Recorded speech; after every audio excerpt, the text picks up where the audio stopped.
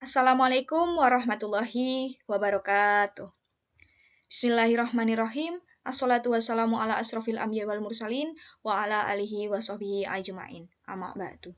Alhamdulillahirrabbilalamin, puji syukur kehadirat Allah Subhanahu wa taala sehingga kali ini kita dapat belajar tentang gerakan infak dan sedekah. Kenapa kita perlu belajar gerakan infak dan sedekah? Karena salah satu bentuk amalan yang dapat kita lakukan untuk membantu sesama adalah infak dan sedekah. Infak dan sedekah sendiri merupakan bentuk amal ibadah yang berperan penting dalam menciptakan kesejahteraan umat, menjalin persaudaraan, dan mewujudkan toleransi dalam kehidupan bermasyarakat. Oleh karena itu, kita perlu belajar tentang gerakan infak dan sedekah. Adapun tujuan pembelajaran yang akan kita raih tentang gerakan infak dan sedekah yang akan kita pelajari nanti. Yang pertama, memahami ketentuan Islam tentang infak dan sedekah, mulai dari pengertian, dasar hukumnya, tata caranya, dan kemudian manfaatnya. Kemudian yang kedua, membiasakan berinfak dan bersedekah dalam kehidupan sehari-hari. Jadi nanti kita akan berusaha belajar membiasakan, mulai memenuhi rukun dan syaratnya, kemudian tata caranya atau adabnya dalam berinfak dan bersedekah. Kemudian kita yang ketiga akan memahami manfaat dari infak dan sedekah itu sendiri. Jadi kita nanti kalau sudah memahami manfaat dan atau keutamaan dari infak dan sedekah itu sendiri, nanti kita akan tergerak hatinya untuk melakukan infak dan sedekah. Dan ini adalah peta konsepnya untuk materi yang akan kita bahas kali ini. Pertama, kita akan membahas tentang apa itu infak. Infak itu sendiri berasal dari kata anfaqo yang berasal dari bahasa Arab yang memiliki arti menafkahkan, membelanjakan, memberikan atau mengeluarkan harta. Secara istilah, infak itu memiliki makna memberikan sebagian harta yang dimiliki untuk kepentingan yang diridhoi Allah Subhanahu wa taala. Selanjutnya sendiri. Pengertian dari sedekah secara bahasa itu dari bahasa Arab as-sedekah yang diartikan memberikan sesuatu kepada orang lain. Dan kemudian secara istilah sedekah itu adalah memberikan sesuatu tanpa ada tukarannya karena mengharapkan pahala dari Allah Subhanahu wa taala. Jadi memberikan tanpa imbalan. Sedekah dalam bahasa Indonesia sendiri dikenal dengan bahasa sedekah yang mana tidak terbatas oleh waktu dan tempat dalam pemberiannya itu sendiri.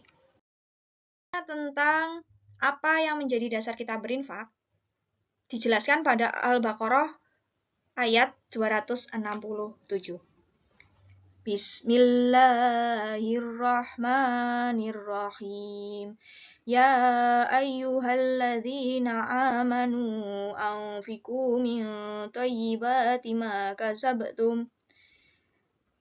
kasabtum wa mimma akhrajna lakum minal ard wala tayammamul khabitha minhu tunfikuna walastum biakhidihi illa an tuhmizu fi wa'lamu annallaha ghaniyyun hamid.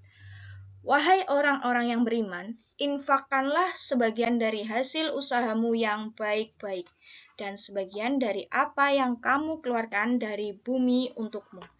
Janganlah kamu memilih yang buruk untuk kamu keluarkan, padahal kamu sendiri tidak mau mengambilnya, melainkan dengan memicingkan mata atau enggan melihat terhadapnya. Dan ketahuilah bahwa Allah Maha Kaya, Maha Terpuji. Quran Surat Al-Baqarah ayat 267. Dari sini, kita ketahui bahwa infak itu sangat dianjurkan bagi orang-orang yang memiliki kelebihan. Kelebihan dalam apa? Harta. Infak yang harus dikeluarkan itu hasil yang baik atau hasil yang halal. Jadi tidak diperkenankan diberikan itu hasil yang tidak baik atau yang tidak halal. Contohnya, hasil korupsi, hasil judi, hasil mencuri, dan masih banyak lagi. Hasil sogokan, nah itu tidak boleh untuk diinfakkan. Seperti itu, jelas sudah pada Al-Baqarah ayat 260. Selanjutnya, terkait apa yang mendasari kita bersedekah, itu dalam Quran Surat Al-Baqarah ayat 271. Bismillahirrahmanirrahim. In tubdus shadaqati fani'imma hiya wa in tufuha wa tu'tuhal fuqara wa huwal khairul lakum wa yukaffiru ankum min sayyi'atikum wallahu bima ta'maluna khabir. Jika kamu menamakan sedekahmu, maka itu adalah baik sekali. Dan jika kamu menyembunyikannya dan kamu berikan kepada orang-orang fakir, maka menyembunyikan itu lebih baik bagimu. Dan Allah akan menghapuskan dari kamu sebagian kesalahan-kesalahanmu. Dan Allah mengetahui apa yang kamu kerjakan. Quran Surat Al-Baqarah ayat 271.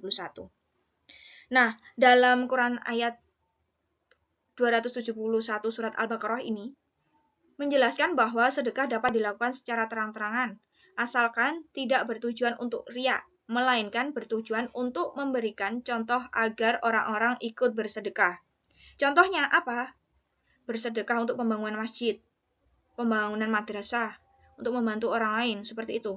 Terus kemudian, penempatan sedekah sembunyi-sembunyi sendiri itu untuk individual. Seperti contohnya, lebih baik disedekahkan kepada seorang fulan. Nah, itu karena si fulan tidak mau disebutkan dan si pemberi itu juga tidak mau disebutkan. Menjaga harga diri. Misalkan ada yang dikasih itu kan malah jadinya malu. Nah, untuk menjaga harga diri sesama, tidak menjatuhkan sesama, jadi dengan bersembunyi-sembunyi. Itu untuk orang lain, untuk diri kita biar tidak sombong juga. Seperti itu. Setelah mengetahui pengertian dari infak dan sedekah dan mengetahui dasar hukum dari pelaksanaan infak dan sedekah dalam Al-Quran, selanjutnya kita akan belajar tentang tata cara berinfak dan sedekah yang pastinya harus memenuhi rukun dan syarat dan adab pelaksanaan dari infak dan sedekah itu sendiri. Selanjutnya yaitu terkait rukun dan syaratnya. Untuk infak dan sedekah sendiri, rukun dan syaratnya itu sama. Yang pertama, pemberi infak atau munfik harus memenuhi syarat. Yang pertama, memiliki harta yang cukup untuk diinfakkan, bukan orang yang dibatasi hanya karena suatu hal. Kemudian dianjurkan dilakukan oleh orang yang balik dan berakal, dan tidak ada paksaan dalam pengeluarannya. Untuk rukun yang kedua, yaitu penerima infak atau munfik lahu harus memenuhi syarat. Pertama, benar-benar ada waktu diberi infak. Kemudian orang yang sudah balik. Kemudian yang ketiga, barang yang diinfakkan atau harta yang diinfakkan harus memenuhi beberapa syarat. Yang pertama, wujud dari harta dan benda harus benar-benar ada. Kemudian harta dan benda harus memiliki nilai guna. Kemudian berwujud dan tidak berhubungan dengan tempat milik penginfak. Terus kemudian rukun yang keempat yaitu terkait ijab dan qabul atau penyerahannya. Infak dan sedekah bisa dikatakan sah melalui ijab dan qabul. Bagaimanapun bentuknya ijab dan qabulnya itu bisa dikatakan sah dalam memenuhi rukun infak dan sedekah. Contohnya, penginfak mengatakan ijab, aku infakkan kepadamu, atau kata yang sejenisnya. Terus kemudian penerima berkata atau mengatakan qabul, ya, aku terima. Atau bisa juga hitam di atas putih. Yang penting ada serah terimanya. Seperti itu. Selanjutnya, adapun adab mengeluarkan infak dan sedekah. Yang pertama itu dengan harta yang baik lagi halal. Jadi kalau hartanya dari hasil yang haram, korupsi, mencuri, dan haram-haram yang lainnya, itu tidak boleh diinfakkan dan disedekahkan. Yang kedua, berinfak atau bersedekah tanpa disertai celaan, mengungkit-ungkit dan umpatan, serta menyakiti orang yang menerimanya. Karena apa? Kalau orang yang kita sakiti itu tidak ridho, Allah juga tidak akan ridho dengan apa yang telah kita keluarkan. Kemudian yang ketiga, merahasiakan dan tidak menampakkannya kecuali dibutuhkan. Kemudian kepada yang berhak dan membutuhkan diberikannya infak dan sedekah, kemudian mendahulukan kerabat dekat yang diberikan, terus kemudian tidak menunda-nunda dan bersyukur kepada Allah Subhanahu wa taala. Selanjutnya, apa manfaat infak dan sodako? Yang pertama, mengangkat derajat fakir miskin dan membantunya keluar dari kesulitan hidup. Mengangkat derajat diri kita sendiri. Kemudian sebagai ungkapan rasa syukur kepada Allah atas nikmat yang telah dilimpahkan kepada kita yang begitu banyaknya.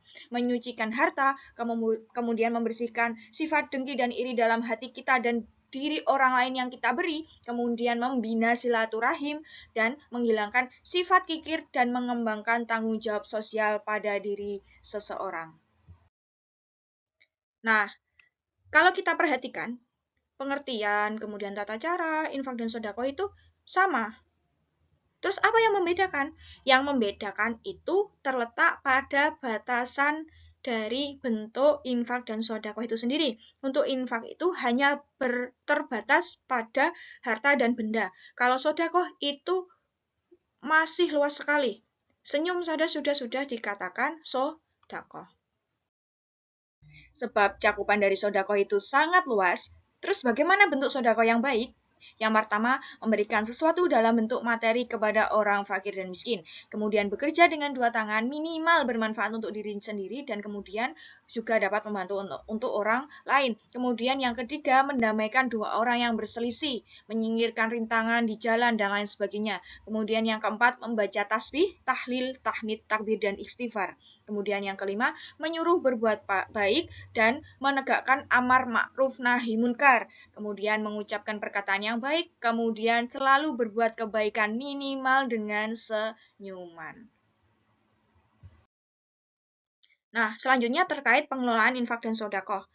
Untuk yang pertama, itu kita lakukan sosialisasi pengenalan infak dan sodako. Dilakukan melalui pendidikan formal, madrasah, lembaga pendidikan seperti itu, dan non-formal, ya seperti penyuluhan, terus kemudian di lingkungan masyarakat, seperti itu.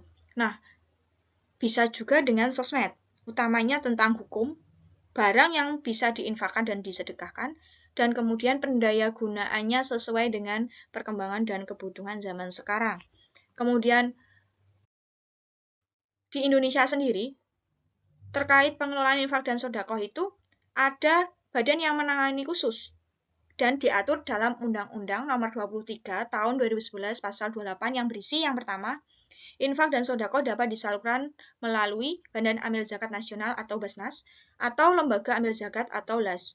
Dan kemudian, ayat kedua menyatakan bahwa dana infak, sodako, dan dana sosial keagamaan lainnya didistribusikan dan didaya gunakan sesuai dengan ketentuan syariat Islam serta sesuai dengan amanah pemberi dana, sehingga tidak diselewengkan. Kemudian ayat yang ketiga menjelaskan bahwa dana infak, sodako, dan dana sosial keagamaan lainnya dikelola dan dicatat secara terpisah pada pembukuannya. Jadi infak disendirikan, sodako disendirikan, dana sosial keagamaan disendirikan. Jadi dapat tersalurkan sesuai dengan fungsinya. Kemudian terkait pengelolaan infak dan sodako, dilakukan pembiasaan sejak dini pada diri individu. Contohnya, pembiasaan sejak dini itu dicontohkan oleh gurunya melalui keteladanan. Kalau waktunya zakat fitrah, itu juga dibantu, diajari. Waktunya infak, biasanya kalau di sekolah itu, infak itu dilakukan pada hari Jumat. Lakukan Jumat berkah, infak. Tidak dipaksa, diajari untuk menyisihkan uang saku untuk dilaksanakan infak. Terus uangnya infak di mana? Kita juga memberikan pengarahan kepada mereka bahwasannya infak itu harus disalurkan sesuai fungsinya. Nah, jika melakukan filantropi sejak dini seperti ini dan menjadi sebuah habit atau kebiasaan, maka akan menjadi karakter dalam diri seseorang. Jadi dalam diri kalian kalau sudah melakukan filantropi ini sejak dini, misal sejak TK, sejak sebelum sekolah, minimal SD lah. Nah, nanti kalau sudah menjadi kebiasaan, nanti di hari kemudian sudah dewasa tidak merasa berat untuk melakukan infak dan sodako. Bahkan bisa menjadi sebuah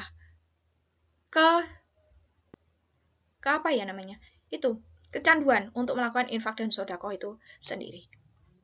Nah, begitu ya terkait infak dan sodako. Infak dan sodako memiliki dalil yang jelas dalam Al-Quran. Kemudian pengertiannya juga jelas. Fungsinya juga jelas seperti ini, memiliki manfaat untuk kita. Dan adapun rukun dan syaratnya juga seperti itu. Itu ya, saya harap bisa dipahami dengan baik. Kurang lebihnya mohon maaf. Kalau belum jelas bisa ditanyakan. Kita akhiri dengan doa kafaratul majelis. Semoga bermanfaat materi ini untuk kita semua.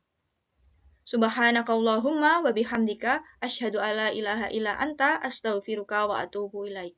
Wassalamualaikum warahmatullahi wabarakatuh.